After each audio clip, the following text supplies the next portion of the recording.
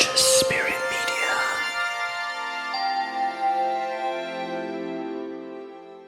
Good morning everyone, Benjamin Tor for Conscious Spirit Media. Today I'm really happy and I have the privilege to have the interview with the Dr. Michael Salla. Good morning doctor, how are you today? I'm well, thank you Benjamin, wonderful to be here. Yeah, it's really amazing. So it's the second day of the Ufology World Congress in Barcelona in Spain, and I hope we're going to have an amazing interview today. Just to introduce quickly the Dr. Michael Salla, he's a pioneer in the development of Exopolitics Institute and process associated with the extraterrestrial life and all the civilization. He used to be a professor in the School of International Services American Institute, and today he's an independent researcher. So can you please tell a little bit more about you, and actually how did you jump into this journey? How did you jump into this field? What was the beginning for you about this investigation?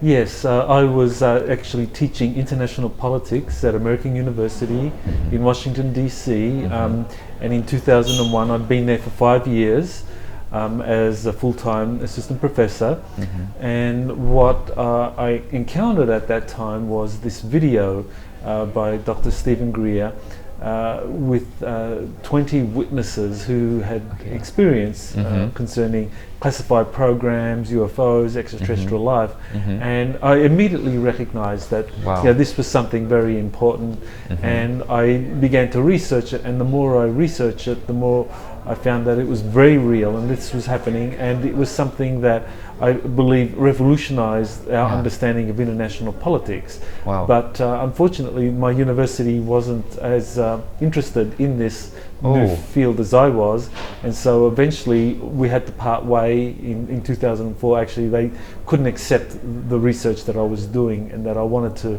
move forward within the university system, but they blocked me from doing that. And so they basically forced me to leave in 2004. And that's when I became an independent researcher. I set up my own institute, which is called the Exopolitics Institute, and I have been kind of promoting that over the years, as well as writing books, giving lectures, having a very prominent online presence, and that's what I continue to do now. I saw you are doing a lot of research as well with David Wilcock and Corey, right? So can you explain a little bit more what is it, exopolitics, like what you call exopolitics? What does it mean? What is it exactly? Well, exopolitics, the simplest way of understanding it is that it concerns the political implications of extraterrestrial life. It's like extraterrestrials, whether you accept that they're real or whether you accept the possibility, regardless, there are political implications. You know, that even now people like Professor Stephen Hawking talk about the possibility of extraterrestrial life, and that they invade us because they're more technologically advanced. Well, this is exopolitics. So whenever you begin to talk about the political implications of extraterrestrial life, whether real or whether possibility, you're discussing exopolitics. So this is a field that I've helped pioneer. So it's everything around extraterrestrial life and civilization in our galaxy, right? Exactly. Anything that has an impact on us politically, because there are many different aspects to extraterrestrial life. Some are like biological. That maybe they have a different kind of physiological system to us, breathe methane rather than oxygen. Others might be kind of more philosophical or theological. That maybe they have an understanding of higher consciousness than we do. But many other aspects are political. That they have advanced technologies, and that because of this they have a political impact on the national security of different nation states, especially the United States where I live. It's very important. It's very important, true. So do you think today we have been visited, or we have today some visitor in the planet and the Earth? Right, I think the evidence is overwhelming, both historically and contemporary evidence, in terms of historical records, witness testimonies, government documents that have been released, whistleblower statements that we have been visited, both ancient history and more recently, and that this has an impact on us at many different levels. Yeah, and so do you think like the government try to hide all this information, and by the movies like or science fiction and all these kind of things, they try to just like make it a joke or like laugh on it?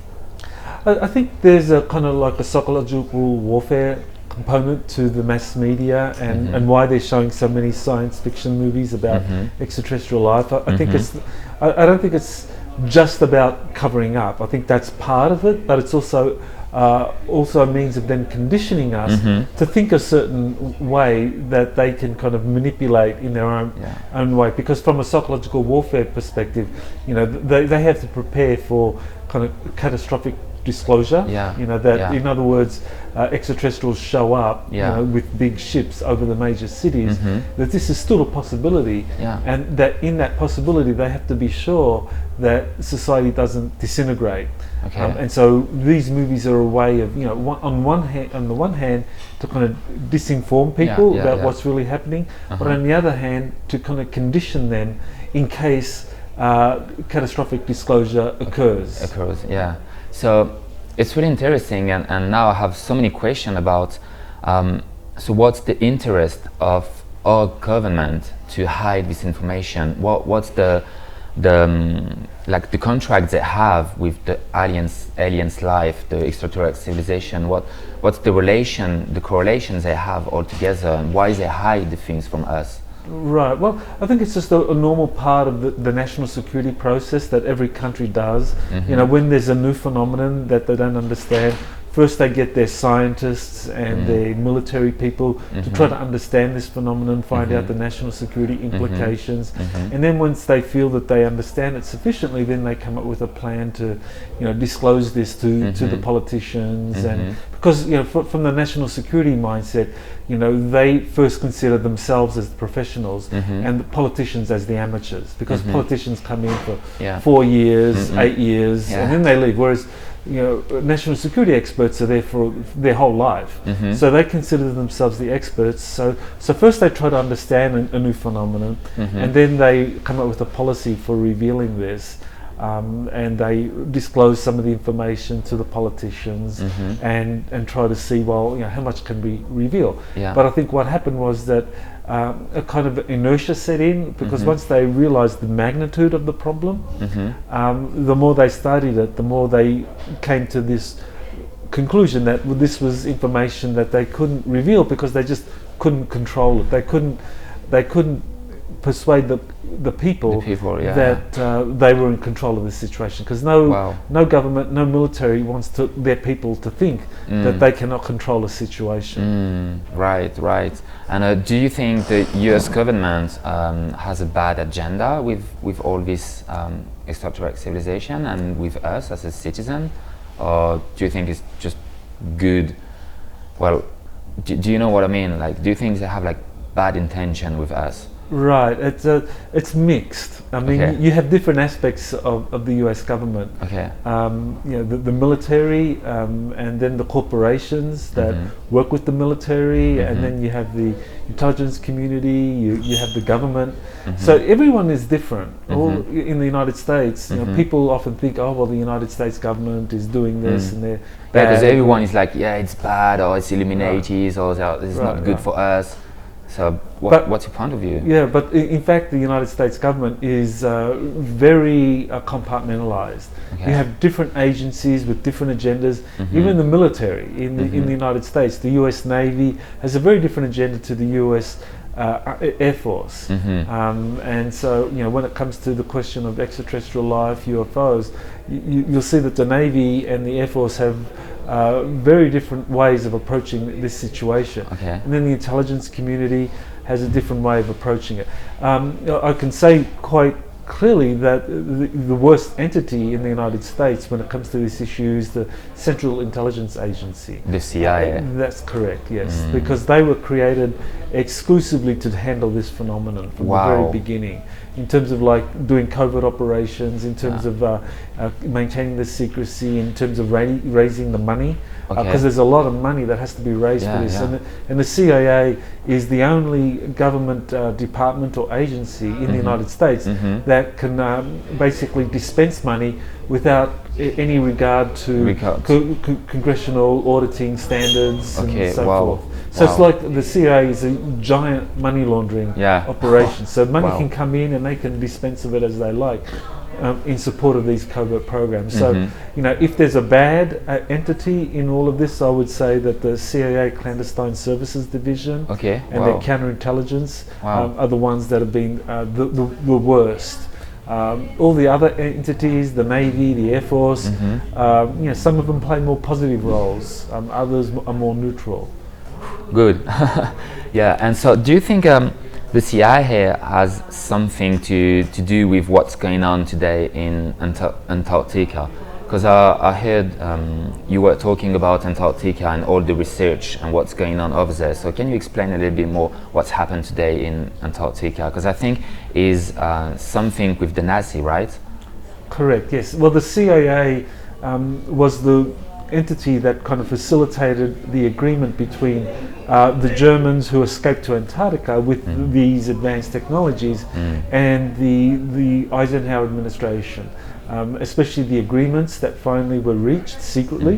The CIA was the means by which this happened. That Alan Dulles, who was the director of the CIA from 1953 up to 1961, he was the one that basically forged the agreements between the Germans in Antarctica and the Eisenhower administration, and he was the man that did it also during World War II for the Office of Strategic Services. That he also facilitated the agreement. So he was a very powerful man, and someone that was very comfortable working with the Nazi elite. He in fact was part of a group of American industrialists and corporate lawyers that actually facilitated Hitler's rise to power.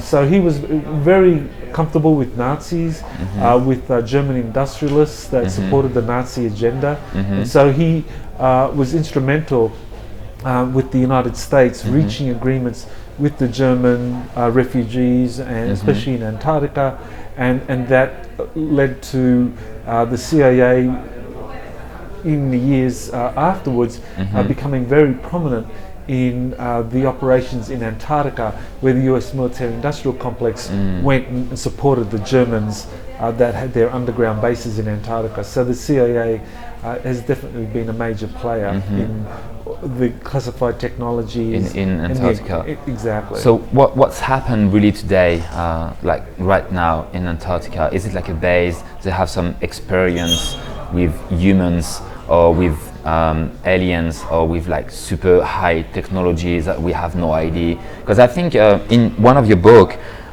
you're talking about about something you're talking, so the name of your book is Insider Reveal the Secret Space Program and the Extraterrestrial Aliens, right?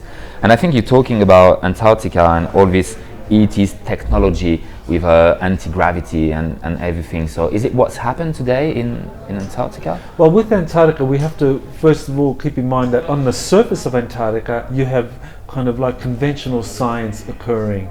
So you know the research for many of the stations that have been built on the surface of Antarctica by the different countries, France, Australia, Britain, Germany, the United States, New Zealand, and so forth. Many countries, I think 50 countries, have research facilities in Antarctica on the surface, and they basically adhere to the Antarctica treaty that was signed and ratified in 1961, which dedicates Antarctica to scientific purposes and demilitarizes Antarctica, so it's peaceful. So on the surface, many scientists that are there absolutely believe, are convinced that Antarctica is a place for scientific research and peaceful exploration.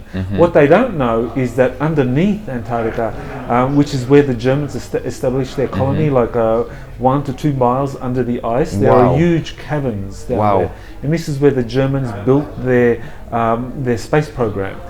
And this later in the 50s was when the United States reached an agreement with the Germans, and once they reached the agreement, then the United States brought in a lot of resources into these underground facilities, and they used as a cover the International Geophysical project, which on the surface of Antarctica was bringing in a lot of material, but this was all a cover, because they were bringing in addition to material that would establish scientific institutions or facilities on the surface of Antarctica.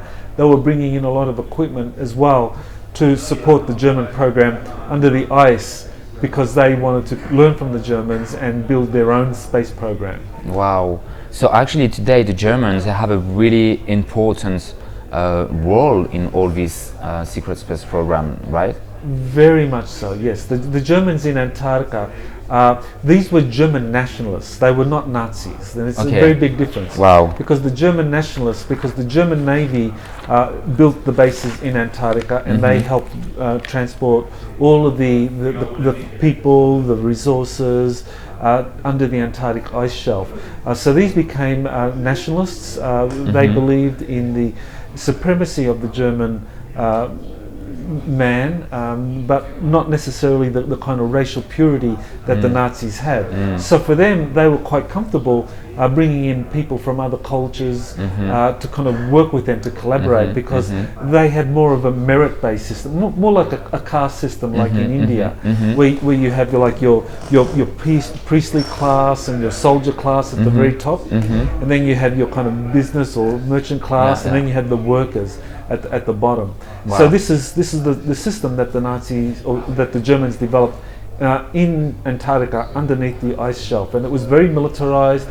They continued to use slave labor, because for them this was perfectly compatible with their idea of a master-slave race. And this continues to the present day, that there are still many people that are taken into this German program, whether it's in Antarctica or off-planet, and that they used as slaves. Wow. So is the Antarctica in relation with the Nordic? So this race, the Nordic, the race, or not? No, the Germans started to build the Antarctica facilities with the cooperation of a reptilian race of extraterrestrials. And there were some Nordics that also cooperated with the reptilians. But essentially, the German nationalists in Antarctica, they very much believed in this idea of kind of like a caste system, where the brightest and the smartest people would be the rulers, and everyone else would be kind of like subservient to them, and those at the bottom would be slaves. So there were reptilians that worked with the Germans in overseeing this, and there were some Nordics, but only a small number that cooperated in this, because the Germans themselves are Nordic looking. So it shows that so just as the Germans work with the reptilians, so in deep space some Nordics work with the reptilians as well. So this was happening in the under the Antarctic ice shelf.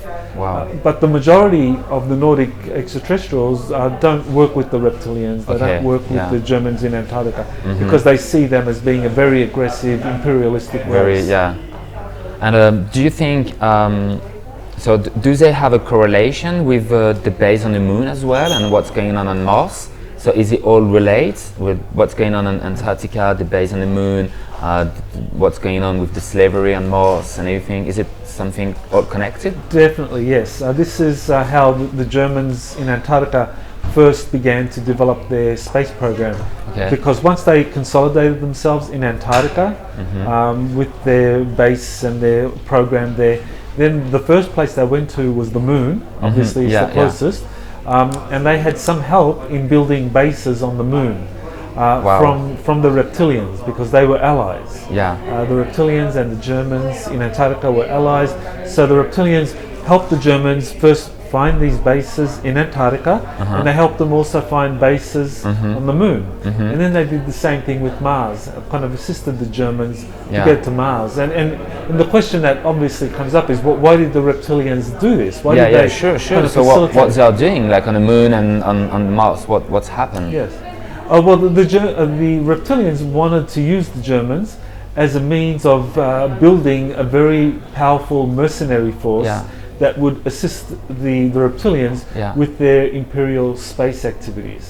So they realized that the Germans could be easily manipulated by giving them advanced technologies and helping them to establish bases, advanced bases in different places. So do you think like all the technology we had access the last 50, 60 years, it come from extraterrestrial civilization? Because like the last 70 years we evolved so much into our technology. So do you think it came from another civilization, or it's possible just the human beings invent all these things? I believe that there was a connection to other extraterrestrial civilizations for the advent of these advanced technologies.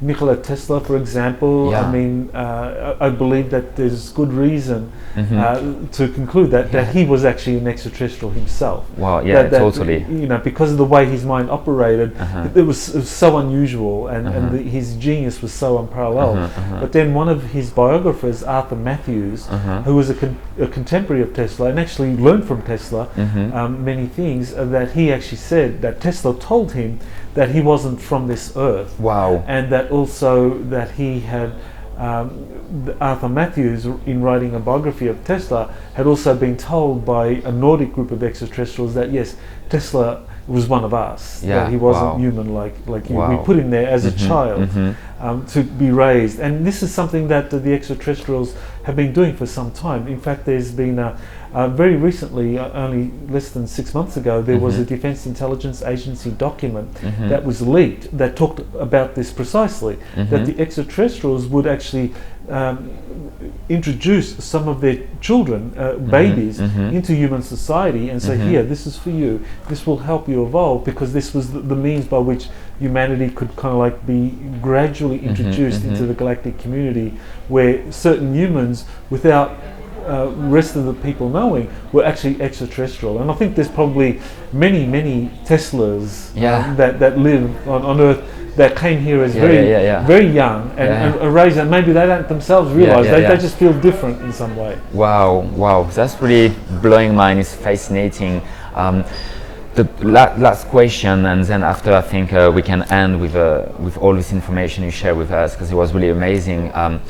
What's your point of view about like this kind of movies like Independence Day, Men in Black, Star Wars, Jupiter Ascending, like all the movies we have? Do you think is some of the movies are true? This is what's happened. This is what we have on Earth. Right. Yes, definitely. This is one of the things that people need to understand. That how's the best way to hide a secret? How do you do it in terms of how do you maintain secrecy? And the military intelligence community learned a long time ago that the best way to keep a secret is to hide it in plain sight. In other words, you tell someone who is a liar or is a con man, you tell them the secret and say, go tell everyone this. And he'll tell the truth. But because no one's going to trust him. No one's going to trust him because he's a con man, he's a liar from the past. Totally. Wow. So this is the best way to hide the truth. And so this is why they do it through people who can be easily discredited, or through the movie industry. So Men in Black, Independence Day, it's like you can tell the truth. So many of these shows actually have a lot of truth in there, like Men in Black. That actually is even though it's a comedy, it actually has a lot of fact in there. But this is the best way of hiding it. Jupiter Ascending, another movie. Wow, this one is amazing. That again, it has a lot of truth in there. Wow. But through the media, people think that it's science fiction, and they don't accept it. Jupiter Ascending, one of the really things shocked me. Well, I was aware many years before, and when I saw the movie, I was like, wow, they are talking about the manipulation, the genetics manipulation. Can you share a little bit about this? Because I think it's really interesting. A lot of people are just wondering, is that possible? We have been created by another civilization. Well, that's one of the things that is going to be a big shock to many people, to realize that, you know, what the religious texts tell them and what they grew up believing in terms of that humans were somehow either created by God or some supreme being, or a product of some kind of chance, random selection, and, you know, natural selection, Darwinian process. That both of these theories are wrong. That in fact that extraterrestrials came here 500,000 years ago and began to genetically alter some of the species and basically create many different races on our planet. Because they were looking for gold, right? When they came here. That's one of the theories that of why the extraterrestrials came here. I think that they came here and basically conducted a genetic experiment, and it continues to today. And that the many races are the black, the brown, the yellow, the red, the white. That all of these have been genetically created by different extraterrestrial groups to see how they would interact, see who would be able to kind of like develop more advanced technologies or evolve more quickly. That we are a biological experiment, and this is why there, according to my research, there are between 40 to 60 extraterrestrial races, human-looking races, that are responsible for the human experiment. Wow, that's insane. So do you believe when Corey he said the Earth is just a huge planet of experiments, like the human being, we are just like chicken, he says sometimes, and we are just experience. So they're just doing experience on us. Yes, I think that there is an experiment going on, but I don't think it's necessarily a kind of negative experiment. I think it's an experiment because they want to learn about themselves, and the best way for them to learn about themselves is to create a genetic experiment where you have these different races that genetically are more linked to one particular ET race than another, because they want to see, well, you know, if these humans, if this human experiment, if they're able to handle infusion of galactic energies in a certain way, then maybe we in the galaxy can handle the infusion of galactic energies in a way that is more conducive to our long-term survival and growth. Wow. That's really interesting. Thank you very much for sharing all this information. I really enjoy it. I hope, guys, you really enjoy it as well. It was really interesting. I want to just end with final word. Do you have any recommendation, any things you want to share for humans, for people who are watching us, just to help us to grow in consciousness and evolve and be maybe more open-minded? Right, I think it's very important for people to start to read this information, to make the effort to discover, you know, what are the different witnesses and the insiders saying. I've written 2 books on the secret space program now, where I look at the different witnesses, and I think, you know, people should look at this and really kind of like take to heart the significance of this phenomenon, and then to start reflecting, well, you know, how does this impact me? Because the most important lesson that I've learned over the years that I've been studying this phenomenon is that you cannot understand it using the intellectual analytical process alone. There has to be a kind of spiritual or a heart aspect to this. But you have to find a balance. Some people go one way than the other, and that's unbalanced. You have to find that nice balance between you know, the mind being critically aware of what is happening, who's doing what, but also, you know, have that heart awareness, that spiritual focus, so that you can feel who's, you know, the sincerity of people, you know, who's doing what and why, and to kind of feel things. We have to develop emotional intelligence, not just IQ, also emotional intelligence is very, very important. Wow, thank you very much for sharing all this information. Just how people can find you on internet, or how people can just follow your work if you have a website, if you want to share this with us. And I will add all the information on the description of the videos, guys. So yeah. Well, the best way is to just go to my website, exopolitics.org. There you'll find many articles. I have like over 600 articles, probably closer to 700 now, that are just for free. Every week I normally put out a new article discussing recent exopolitical events. So you can go there and it's all for free. I also have books. There's information there about the books and videos that you can all read. So just go to exopolitics.org and it will all be there. Thank you very much, Michael, for today. It was really amazing. And guys, please, if you enjoy the videos, leave a comment below, share the videos, because I think it's really important today to share all this knowledge. Thank you very much, and I'm looking forward to see you. Thank you, Benji. Thank you, Michael.